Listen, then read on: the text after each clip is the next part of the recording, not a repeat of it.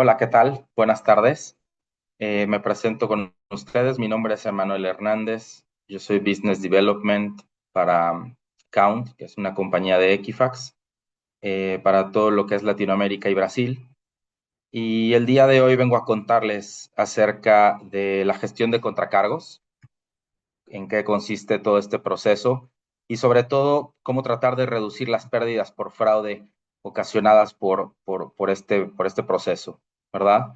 Y para poder entrar en materia y empezar a hablar de todo lo que tiene que ver con el contracargo, lo primero es entender de entrada cuál es el journey digital que nuestros clientes experimentan dentro de los canales digitales, ¿verdad? Sobre todo en la parte de e-commerce. Y para entrar en este detalle, del lado derecho eh, está el primer paso, ¿verdad? Que son parte de los retos que nos encontramos durante todo el journey digital.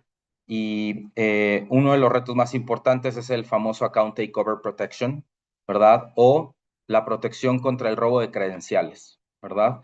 Hablando de temas de fraude, este es uno de los tipos de fraude que ha tenido un mayor crecimiento en la región, hablando de Latinoamérica y Brasil en los últimos 3 años.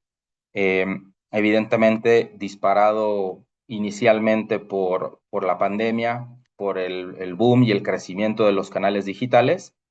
Y en este caso, pues los defraudadores también, al igual que en los comercios hemos disfrutado de este gran boom, ellos también han aprovechado esta situación para ir implementando cada vez mejores y mejores herramientas alrededor de cómo cometer fraude en el ámbito digital. Y una de ellas, una de las más que han crecido más en los últimos tiempos, es el robo de credenciales. Y este paso para protegernos de ellos, evidentemente, tenemos que actuar desde el inicio del proceso, ¿no? Los procesos principales de estos pasos es la creación de cuenta y el login de cuenta. Es decir, este es el momento en el cual nosotros decidimos abrirle la puerta a nuestros clientes, ¿no? Qué tan rígidos somos con las políticas para poder permitirle a un cliente crear una cuenta en nuestro sitio y poder transaccionar dentro de ella. Hablando un poco más acerca del paso 2, ¿verdad? Viene el evento eh, principal que queremos proteger, sobre todo en la parte de e-commerce, y tiene que ver con proteger los pagos, ¿verdad? Parte de las actividades que suceden dentro de esta situación cuando un cliente ya está dentro de nuestro sitio con sus credenciales logueado, evidentemente puede ser adicionar un medio de pago nuevo al sitio, ¿verdad? Hacer algún cambio de información sensible dentro de la cuenta, utilizar o comprar tarjetas de regalo o gift cards, el abuso de los programas de lealtad que muchos de los comercios pueden implementar para premiar a sus clientes y evidentemente ya el evento mismo de generar una compra en línea, ¿verdad? Estos dos pasos que vemos en este proceso del journey digital los clasificamos dentro de lo que llamamos la preautorización, ¿verdad? Y el evento básico que define la autorización es precisamente cuando enviamos un pago a procesar, ¿verdad? Entonces, todos estos dos eventos, todo lo que está dentro de estos dos pasos, nosotros podemos utilizar herramientas de prevención de fraude, ¿verdad? Que están antes de mandar a procesar un pago. Sin embargo, ahí no termina el journey digital de un cliente. Una vez que un pago se manda a procesar, pasamos a todo lo que tiene que ver con el paso 3, que está a la derecha de la diapositiva, y que es referente a toda la administración del contracargo, ¿verdad? Aquí empieza un proceso grande que muchos de ustedes ya deben conocer. Son procesos largos, detallados, con muchas regulaciones que cumplir, inclusive a lo largo de los territorios de Latinoamérica y Brasil, esas regulaciones cambian de país a país. Entonces, es un proceso tedioso, no muy sencillo de administrar, ¿verdad? Y que lo que tendríamos que buscar en este espacio, evidentemente, sería, por un lado, detener pérdidas del contracargo. Estos procesos son procesos costosos, ¿verdad? existe mucho proceso manual dentro de estos eventos, por lo cual es importante tratar de disminuir estos costos. En un segundo lugar, tratar de interceptar o deflectar las disputas, y con esto me refiero a tratar de ser preventivos para tomar medidas antes de que el contracargo se ejecute, ¿verdad? Siguiendo también, por ejemplo, con reembolsos en tiempo real, reducir y luchar contra el fraude amigable, hacer unos procesos y estrategias de representación de contracargo y evidentemente tratar de apoyarnos en plataformas tecnológicas que nos ayuden a mejorar este proceso, que nos ayuden a guiar el proceso de mejor manera y en términos generales administrar todo lo que tiene que ver con el contracargo de una manera óptima.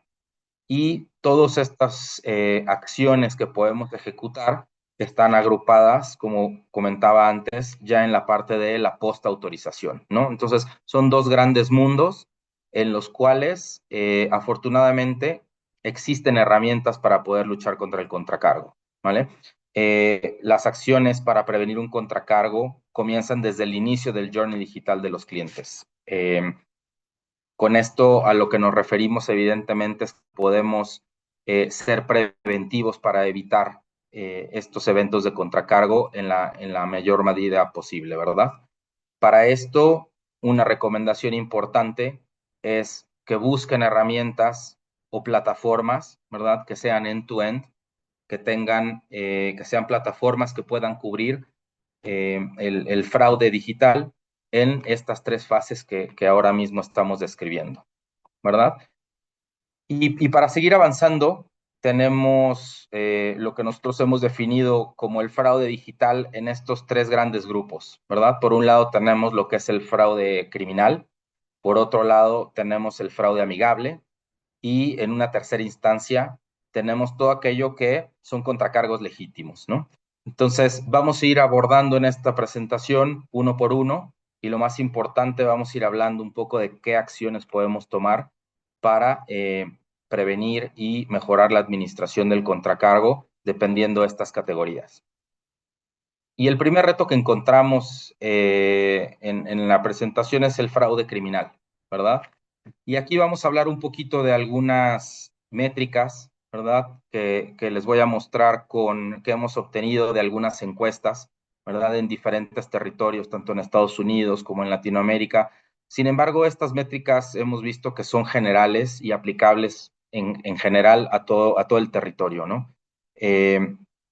Uno de los puntos más importantes que hemos visto que ha tenido un crecimiento grande dentro de la región es la utilización de la inteligencia artificial por parte de los defraudadores. Entonces, la tecnología innovadora que nosotros mismos utilizamos en el día a día para mejorar nuestros procesos como empresas, para mejorar nuestras ventas como e-commerce digital, nosotros que estamos envueltos en la parte de prevención de fraude, que utilizamos todas estas herramientas de inteligencia artificial y machine learning para protegernos contra el fraude, de esa misma manera, las bandas delictivas, las asociaciones fraudulentas, las utilizan para ir cambiando la manera en que realizan sus fraudes y que sea mucho más difícil detectarlos, ¿verdad? Para lograr su cometido.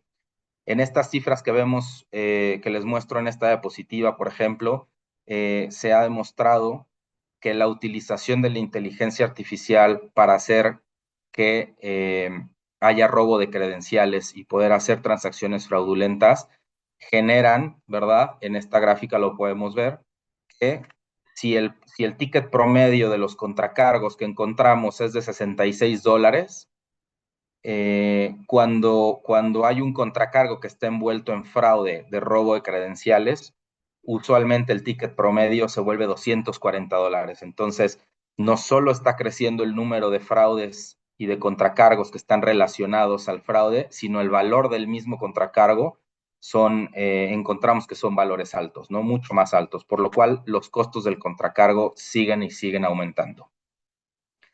Encontramos tres tipos de fraude cometido con inteligencia artificial y el primero es el card testing. Muchos de ustedes ya lo conocen.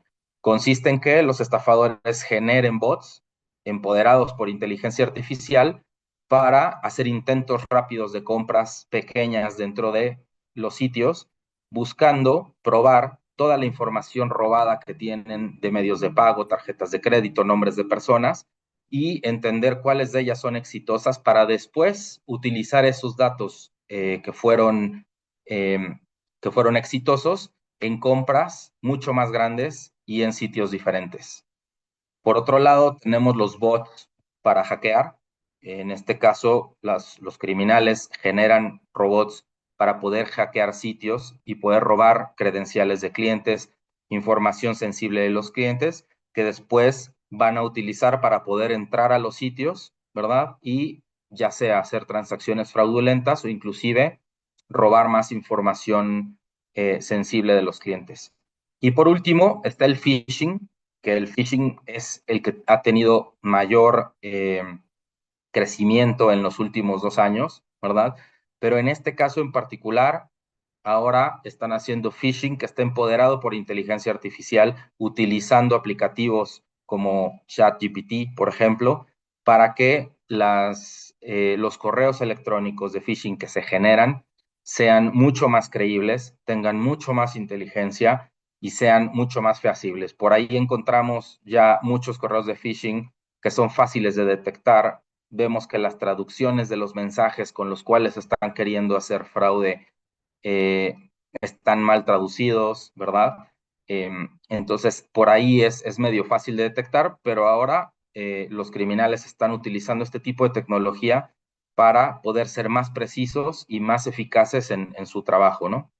Dentro de las estadísticas que hemos recabado en el último año, el 85% de los líderes de ciberseguridad que fueron entrevistados en las encuestas afirman que los ataques de bots que han recibido tienen por detrás inteligencia artificial que los está empoderando, ¿no?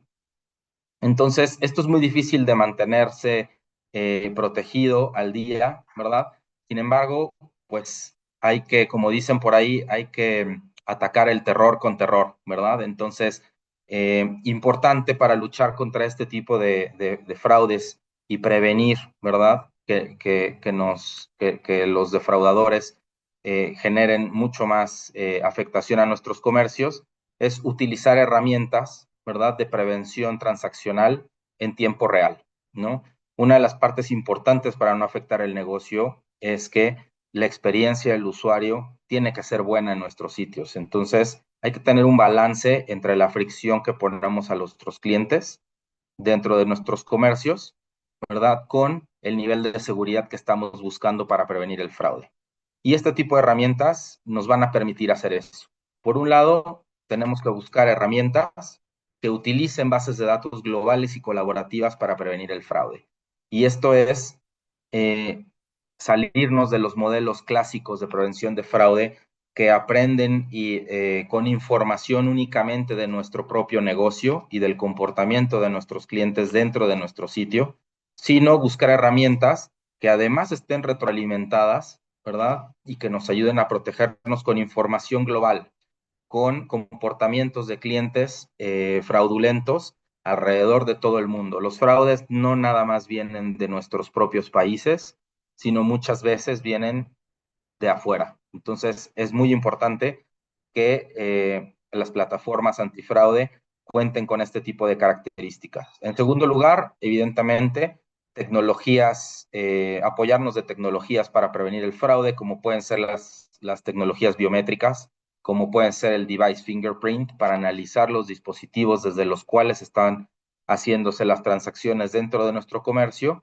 y herramientas que puedan detectar y romper VPNs para conseguir entender realmente, tener una foto de ese dispositivo lo más fehaciente posible y, como decía anteriormente, poderlo comparar con bases de datos globales para entender si estos dispositivos han estado envueltos en fraudes anteriormente, ¿no? Otra característica importante, como ya decía, modelos de prevención de fraude estén empoderados también por inteligencia artificial y machine learning, que nos puedan mantener al día, ¿verdad? Modelos actualizados diariamente con las nuevas formas o métodos que están utilizando los defraudadores para cometer los ilícitos. Flexibilidad de adaptación a reglas de negocio, esto es muy importante, ¿verdad? Queremos proteger nuestros negocios, pero también queremos fricción adaptativa para nuestros clientes. Es importante poder determinar cuándo es bueno o es necesario incrementar la fricción a los clientes para asegurarnos que es un cliente legítimo y cuándo necesitamos que nuestros clientes al ver que es una transacción segura, puedan transaccionar dentro de nuestro sitio de manera normal y fluida, ¿no? Aquí vamos a pasar al reto número 2, que muchos de ustedes lo conocerán como el fraude amigable, ¿verdad? Tenemos este tipo de fraude que viene evidentemente ya en la parte de los contracargos y que es más común de lo que creemos, ¿no? Dentro de todas las encuestas que nosotros hemos hecho a los consumidores, ellos atribuyen que el 23% de los casos de contracargo que deciden disputar en realidad son contracargos legítimos, ¿no? Son transacciones que ellos no han autorizado, son transacciones que vienen por algún monto incorrecto, ¿no? Y la verdad es que ese 24% es un porcentaje, digamos, bastante aceptable.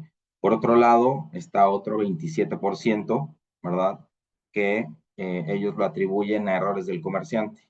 Y esto tiene que ver mucho con de pronto algún tipo de error que pueden tener, como que el comerciante no envió la mercancía correcta, no era lo que en este caso lo que el cliente había solicitado en el sitio, ¿no? Que los montos de las transacciones no coinciden con el valor del precio que estaba publicado, etcétera. Y por último tenemos otro 44% que me parece un porcentaje bastante elevado y que seguramente cuando vamos a las cifras oficiales para revisar las razones por las que un cliente está poniendo un contracargo, seguramente no van a coincidir, ¿no? Y esto se atribuye en gran medida a errores o irresponsabilidades de los mismos compradores, ¿no? En este caso, toda esta gama de razones por las cuales los entrevistados atribuyen que muchas veces ponen un contracargo, ¿verdad? Las tenemos listadas del lado izquierdo y aquí hay algunos ejemplos de las más recurrentes, ¿no? Por ejemplo, que ellos no recuerdan haber realizado dicha compra, ¿no? Al final, simple y sencillamente, algún familiar hizo mal uso de la tarjeta del papá, ¿no? La esposa compró algo que no le avisó, entonces ellos no recuerdan haber hecho esta compra. Otra de las razones es que el artículo dicen que no eran lo que esperaban, ¿no?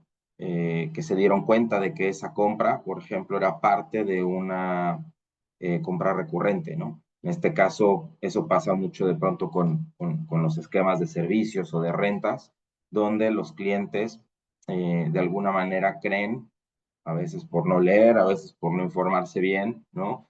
Que lo que están adquiriendo no es solamente un pago único, sino que hay pagos recurrentes, suscripciones por un año, etcétera, etcétera, ¿no? Eh, Planes de pago, ¿no? Que de pronto ordenan algo por equivocación, ¿verdad? Y para ellos es más fácil colocar un contracargo, llamar a su banco emisor, lo atribuyen también a que de alguna manera el banco les va a resolver ese problema de manera más ágil que el mismo comerciante, ¿verdad? Alguna suscripción que se renueva de forma anual y que se les olvidó cancelarla, ya no querían mantener esa suscripción, se les pasó el tiempo, cuando ya les aparece el cargo, prefieren no reconocer el mismo. También está este tema donde experimentan el arrepentimiento del comprador, ¿verdad? ¿Cuántas veces no hemos visto personas que en las grandes ventas, en el hot sale, en las noches en las ventas nocturnas, etcétera, de pronto en esta euforia, de pronto compran y después se dan cuenta, ¿no? Ya cuando pasó el evento, que por ahí no era conveniente haber realizado esa compra en ese momento, que no te van a tener el dinero para poder pagarlo en realidad, y ahí deciden también lidiar más bien en un proceso de contracargo con los bancos, con los mismos comerciantes, y de pronto también hay algunos otros que evidentemente aceptan, ¿no? Que participaron, que están haciendo esta actividad como parte de un fraude amistoso, que para mí eso ya deja de ser un poco amistoso y simple y sencillamente es ordenar algo, cancelar el cargo después para intentar recibir una mercancía en realidad gratis, ¿no? Pero afortunadamente, y aun cuando es complicado lidiar con este tipo de fraude, hay muchas acciones que podemos tomar alrededor para tratar de prevenirlo. Una de las primeras es, evidentemente, mejorar la estrategia de atención al cliente en nuestros comercios, ¿no? Una buena estrategia de atención al cliente para atender las quejas de los clientes, para permitir las devoluciones, un mecanismo de devolución ágil de la mercancía en caso de que el cliente final no quedó a gusto con el producto, es parte de una buena estrategia para prevenir que el cliente prefiera ir con el banco, ¿verdad? A tratar de resolver su problema y que acuda en primera instancia con ustedes para poder hacer ya sea una devolución de un bien, evidentemente la devolución del dinero, ¿no? Como tal, para poder, en este caso, evitar todo lo que trae el contracargo como consecuencias, ¿no? Que son todas las multas, todo el tema el incremento en las tasas de contracargo, ¿verdad? Que las marcas miden a los comercios para inclusive de pronto tomar algunas medidas que ya pueden ser más complicadas, ¿no? Como evitar el procesamiento de las transacciones de algún comercio, ¿no? Por otro lado, también tenemos herramientas que nos ayudan con la parte de la deflexión de los contracargos. En este caso, eh, digamos, hay soluciones en el mercado que pueden proveer de información extra, en este caso a los aplicativos que utilizan los bancos emisores, ¿no? Ya sea de las distintas marcas de tarjeta de crédito, y que de alguna manera son los medios por los cuales los call centers de los bancos reciben las llamadas, reciben los reclamos de los clientes y con los cuales ellos comienzan a documentar y arrancan todo lo que es el proceso de los contracargos. Y ese es un momento que también podemos aprovechar con estas herramientas para enviar información adicional que le permita, en este caso, a la gente de call center de los bancos, poder tener muchísima más información, tratar de defender cada una de estas transacciones ante los clientes, algunos de ellos entendiendo, por ejemplo, que el banco tiene mucha más información que solo el monto, la fecha, los últimos 4 dígitos de la tarjeta, etcétera, sino entendiendo que tiene por ahí algún detalle adicional sobre la compra, instrucciones para comunicarse con el comerciante para poder resolver su queja en el caso de que las razones por la cual lo esté haciendo sea que no está conforme con algún servicio que le fue brindado, etcétera. Y toda esta información, muchas veces los defraudadores, al entender que los cuestionan de esta manera, que tienen mucha más información como para poderlo defender, de pronto recuerdan que hicieron la compra, de pronto desisten de colocar el contracargo y por ahí también, inclusive, en realidad, ser direccionados a una atención al cliente con el comerciante en sí para poder recibir el reembolso de la transacción. Otra de las acciones que se pueden tomar es trabajar también con soluciones de alertas tempranas para el contracargo y reembolsos automáticos. En este caso, las marcas, tanto como Visa como Mastercard, etcétera, tienen este tipo de servicios, ¿verdad? Y herramientas como las que nosotros utilizamos para ayudar a nuestros clientes a protegerse, están previamente ya integrados con estos servicios, ¿verdad? Para poder recibir estas alertas en tiempo real una vez que un cliente decide avanzar con un proceso de contracargo, ¿verdad? y en ese momento alertarse de que un contracargo viene en camino, seguramente 5 días después, 2 semanas, 3 semanas después, etcétera, estarán recibiendo ya la notificación formal del contracargo, pero este tipo de alertas son tempranas, son al momento que comienza el proceso del contracargo y ahí los comerciantes tienen esta oportunidad de poder hacer un reembolso de la transacción en ese momento en tiempo real, comunicarse con sus clientes, tomar este tipo de medidas para poder parar en ese momento el proceso y de esta manera, de nuevo, ahorrarse tiempo y dinero en temas de avanzar con el contracargo y también por otro lado hay un tema reputacional también en el cual obtenemos una ventaja porque de alguna manera los clientes van a entender que tienen un mejor servicio en caso de algún error, en caso de algún problema con este comerciante, ¿verdad? Y por último, también de alguna manera, al final sería responder al fraude amistoso y recuperar los ingresos, ¿no? Después de estos pasos también vamos a encontrar algún tipo de fraude amistoso, el cual de alguna manera querramos al final llegar al punto final y representar, ¿no? En este caso, prácticamente es pasarnos al siguiente paso, representar el contracargo, tener toda la información a la mano de las transacciones como para poder, de alguna manera, tener éxito para defendernos de esta parte del contracargo.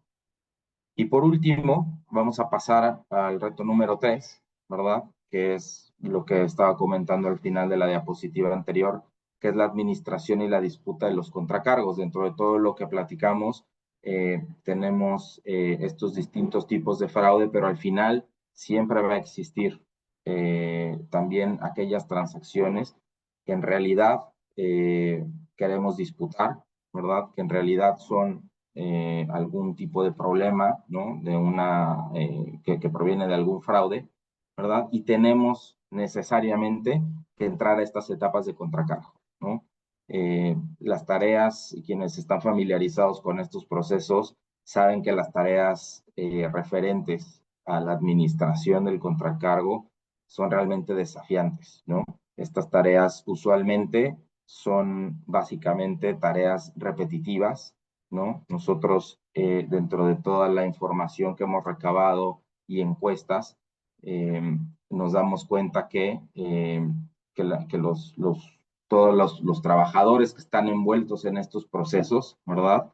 Eh, Afirman que la gran mayoría del tiempo que dedican a este tipo de tareas son tareas totalmente repetitivas y que de alguna manera no agregan mucho valor al proceso.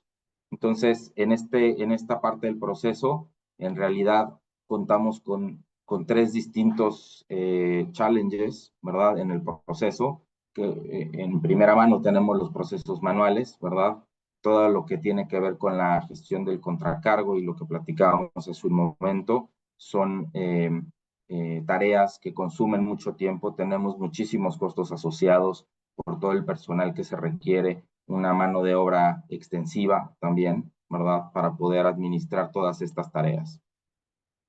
En un segundo punto también tenemos la parte de procesos y de datos segmentados, ¿no? Evidentemente lo que sucede es que la información que necesitamos para recabar como muestras para poder o evidencias para poder defendernos del contracargo, usualmente están diseminados en muchos puntos de datos, en distintas bases de datos, diferentes procesos que en muchas ocasiones inclusive ni siquiera están interconectados, ¿no? Entonces ahí hay un reto importante porque acá hay que ir contracargo a contracargo, todos los casos tendrán alguna particularidad y de pronto ir a recolectar toda esta información en este tipo de ecosistemas se vuelve bastante complicado y consume mucho tiempo, ¿no? Y por último, otra de las problemáticas es que en estos procesos siempre estamos envueltos en reglamentaciones y procesos confusos, ¿no? Dependiendo cada uno de los países, para aquellos comerciantes que inclusive se encuentran dando servicio en distintas geografías, ¿verdad? En cada uno de los países también hay variaciones en la regulación en términos de los contracargos, ¿no? Entonces, también aquí se requiere un poco de expertise en el tema de regulaciones, ¿no? De poder generar estrategias que sean adecuadas y que se adapten a cada uno de los procesos y a cada una de las reglamentaciones locales de cada país. ¿Y qué podemos hacer en este tipo de procesos? Bueno, al final las acciones que podemos tomar para mejorar todo lo que tiene que ver con la parte de contracargos es, por un lado, buscar soluciones end-to-end en la medida de lo posible. Y con esto me refiero a tener plataformas que estén interconectadas entre sí, porque uno de los retos más importantes en estos casos es poder tener una buena relación de la información, ¿no? En este caso, cuando nos apoyamos en soluciones que están interconectadas, siempre va a ser más fácil relacionar toda la información. Como hemos visto, los procesos del Journey Digital son procesos extensos, ¿no? Y como les decía, muchas veces tenemos distintas aplicaciones. Necesitamos buscar la forma de eliminar estos trabajos en silos, ¿no? Y cambiarnos a algún tipo de ecosistema que nos permite intercomunicar esta información, ¿verdad? Y en la medida de lo posible, soluciones modulares que nos permitan ir conectando diferentes soluciones a lo largo de todo el proceso, ¿no? Eh, Otro punto importante que podemos nosotros implementar para mejorar todo lo que tiene que ver con la productividad en estos procesos es incrementar la automatización, ¿no? El trabajo, como les decía anteriormente, y esto prácticamente todos los encuestados lo dicen, el proceso para administrar y luchar contra el contracargo tiene demasiados pasos que son repetitivos, son tareas que de alguna manera pudieran ser fácilmente automatizables, ¿no? Acá entre algunos datos que los, digamos que de las encuestas que hemos recabado, el 67% de los trabajadores comentan que la automatización a ellos les permite ser inclusive más productivos en su trabajo. El 65% de ellos también coincide, inclusive con otros tipos de beneficios, como que cuando ellos tienen en su trabajo envueltos procesos que están 100% automatizados, les disminuye el estrés, precisamente porque a ellos les disminuye la frustración, ¿no? Entonces, además de esto, una de las ventajas importantes que encontramos y en las que la gran mayoría de los encuestados coinciden es que una vez que ellos tienen los procesos automatizados dentro de sus empresas, el tiempo para poder resolver un contracargo de inicio a fin lo pueden disminuir hasta en un 84%, ¿no? Y todo esto es apoyándonos prácticamente en la tecnología y en los expertos en el tema. Y hasta acá con mi presentación. Les repito, mi nombre es Emanuel Hernández Rosete. En esta diapositiva yo les dejo mis datos. Trabajo para Count, que es una compañía de Equifax. En la parte inferior les dejo mi correo electrónico. Si tienen algún comentario o si requieren alguna ayuda, estamos para servirles. Me pueden localizar ahí en ese correo electrónico. Y solo dejarles el mensaje que si bien todos estos procesos de contracargo son procesos tediosos, ustedes no están solos. Hay herramientas en el mercado que les pueden ayudar a solucionar de buena manera estas problemáticas, mejorarlos, ayudarles a tener ahorros en costos en todos estos procesos. Y bueno, una vez más les agradezco por su atención y muchas gracias.